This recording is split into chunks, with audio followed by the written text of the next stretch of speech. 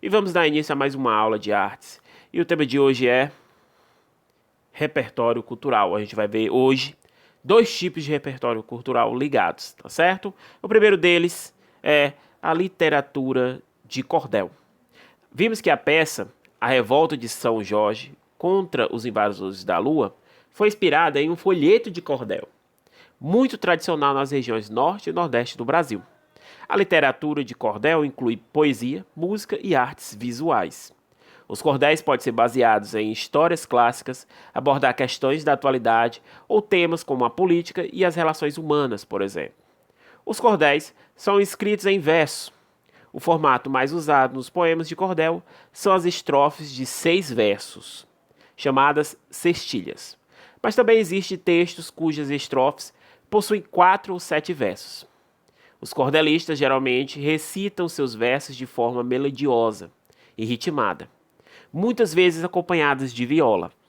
Por isso, quase sempre eles têm rimas, o que esquema de rimas pode variar de acordo com o número de versos. Na estrofe de 4 versos, o segundo e o quarto rimam. Na estrofe de 6 versos, o segundo, o quarto e o sexto verso rimam. E nas de 7 versos, o segundo, o quarto e o sétimo rimam, tá bom? Vamos ler aqui comigo, né? A estrofe do cordel São Jorge Guerreiro e os Invasores da Lua e observar sua estrutura, tá? Ó, quando os visitantes viram que não dava para vencer, enfrentar tanto perigo só era para padecer. E tinham santo demais. O jeito foi pedir a paz para a terra descer. Aí fica a pergunta para vocês, tá? Quantos versos tem essa estrofe? Que estrutura de rimas ela apresenta? Anotem no caderno. Essa já é a primeira atividade, tá bom? Vamos lá continuar a aula. Embora seja muito comum no Brasil, o cordel não se originou aqui. Essa forma de literatura veio da Europa e tem suas raízes nas trovas praticadas no final da Idade Média. Rimadas ou não, as trovas eram criadas e cantadas pelos trovadores, que declamavam o som de instrumentos de corda ou percussão. As histórias contadas pelos trovadores chegaram ao Brasil com os colonizadores.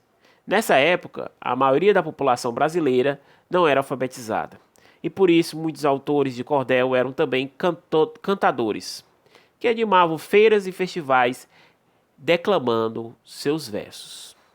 Com o tempo, essas trovas passaram a ser registradas em folhetos, que eram impressos e depois vendidos em feiras, para serem expostos pendurados em cordões ou cordéis.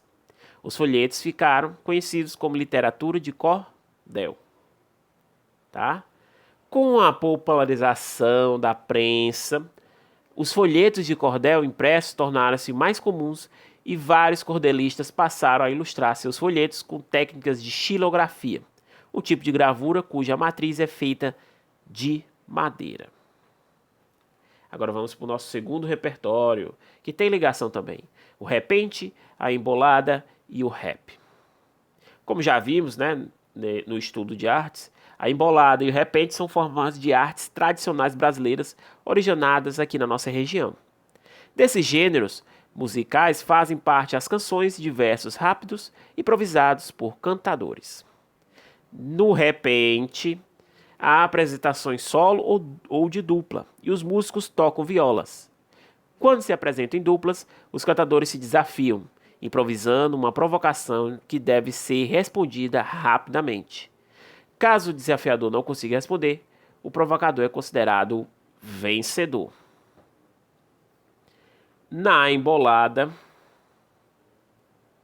os músicos se apresentam em dupla e costumam tocar pandeiro. Geralmente, a música começa com um andamento lento, que vai ficando cada vez mais rápido. Os emboladores usam muito humor e ironia na elaboração das composições, empregando muitas vezes palavras de duplo sentido. As raízes da embolada e do repente, assim como a literatura de cordel, remontam à Idade Média na Europa, quando os trovadores divulgavam antigas histórias nas praças das cidades, especialmente as novelas de cavalaria. Textos que retratavam as aventuras dos cavaleiros medievais, falando do amor, da guerra, do heroísmo e das viagens e conquistas marítimas.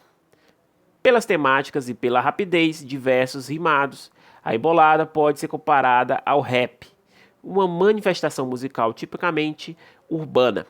Assim como na embolada, no rap também acontecem batalhas de improvisação em que um artista disputa com outro o lugar de melhor vencedor, certo? Na canção, no rap ou no repente, a dupla Caju e Castanha trata da aproximação entre essas manifestações. Vamos ver aqui, ó. No rap ou no repente. É no rap ou no repente, é na batida do pandeiro.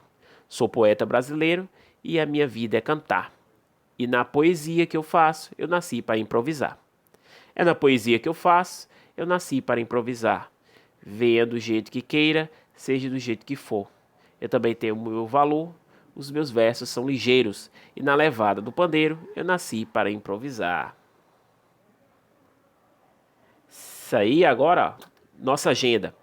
Depois de conhecer alguns exemplos de cordéis, pesquise sobre 3 cordelistas cearenses. A forma de entrega, pessoal, pode ser na forma escrita, digitada, slide ou vídeo. Fica a seu critério de escolha, certo? Então, eu espero vocês na próxima aula. Até mais!